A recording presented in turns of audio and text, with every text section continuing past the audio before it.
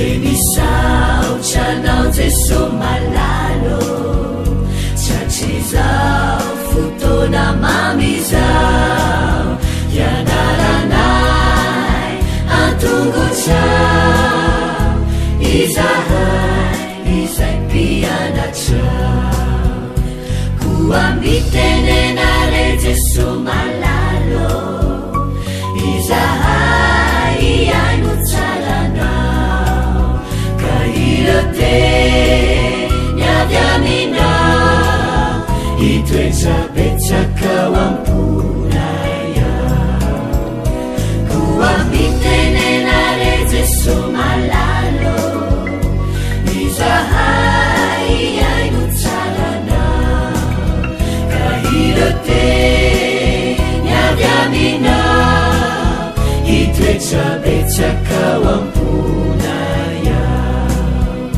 Irote nyavyaminao Itoetrapetsaka wampunaya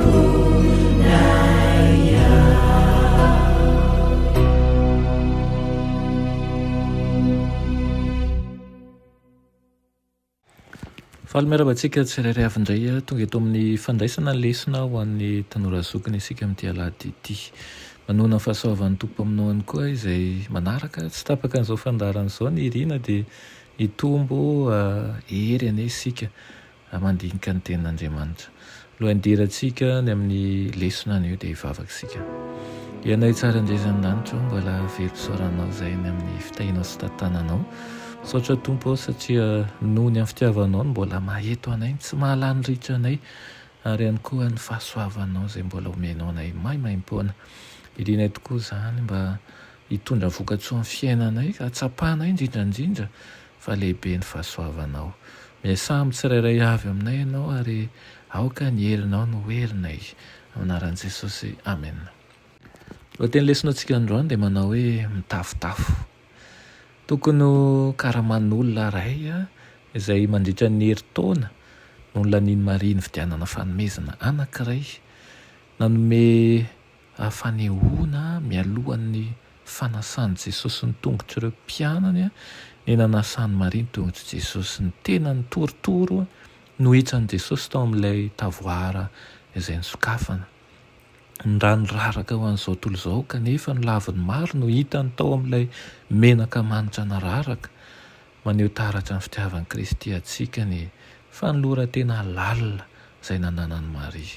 Manondro ny nanafoanan'i Jesosy ny tena no atsika ny fanomezana lafo vidy izay natolotry Maria ho azy, ny sandany lafo izay nividianana an'ilay menaka manitra dia fanahoana kely dia kely ny alehibe ny fanomezana izay natolo-t'Andriamanitra dia ny zanany lazany. Fampatsiahivana manan-danja an'ireo olona nahatongavany mba hovonjena ny anitra mahafinaritra izay nararaka an'i Jesosy nandritra ny herinandro mba ho tehirizina amin'ny andro hanamboarana alevina io izy. Naneho ny fibebahan'i Maria sy ny fanoloran-tenany ny fihetsika nataony. Fanohitra tanteraka amin'izany kosa ny an'i Jodasy izay nitonona hoe tena mpianatry Jesosy kanefa tsy nankasitraka ny fandraisan'i Jesosy an'izany fanomezana lafo vidy izany.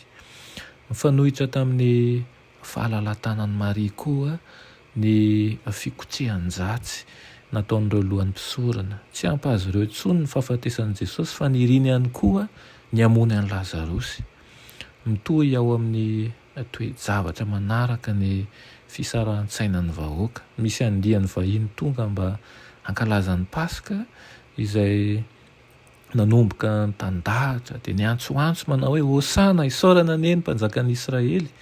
Nanofahofa sampandrofia izy ireo izay naneho ny fandresena teo amin'io firenena io tamin'izany.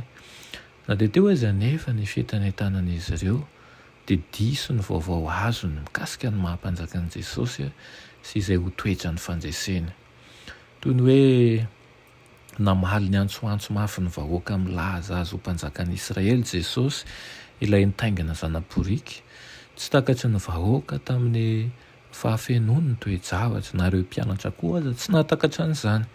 Na tsy mbadika Jesosy ny fahatakarana izy ireo ny fahefany sy ny hery. loahevitra iray izay hita manerana ny fitantaran'ny fijalian'i Kristy zany, ny zarazara ireo vavolombelona, ny joro tahaka ny vavolombelona matoko ny vahoaka nanambaran'izay hitany. Ireo fariseo kosa dia tezitra mafy rehefa nahatsapany zava-misy, nanamafy ny tahotra lehibe indrindra tao amin'izy ireo ny fiasan'ny hery miasa izay maho ataona teo amin'ny olona vao maika aza, nanamafy ny fanapa-kevitra izy ireo dia namono an'i Jesosy zany.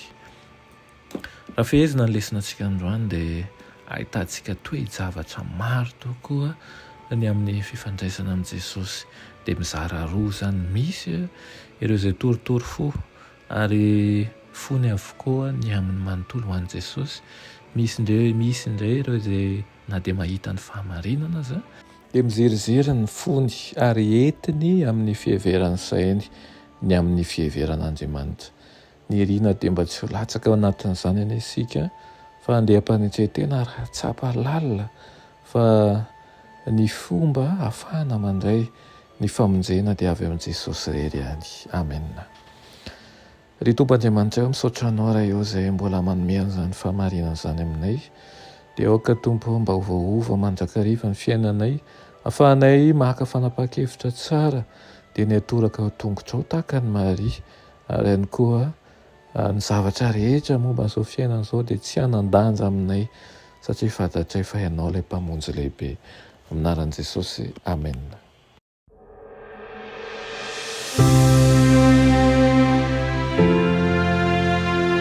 Mianatra eo an-tongotra Jesosy isan'andro.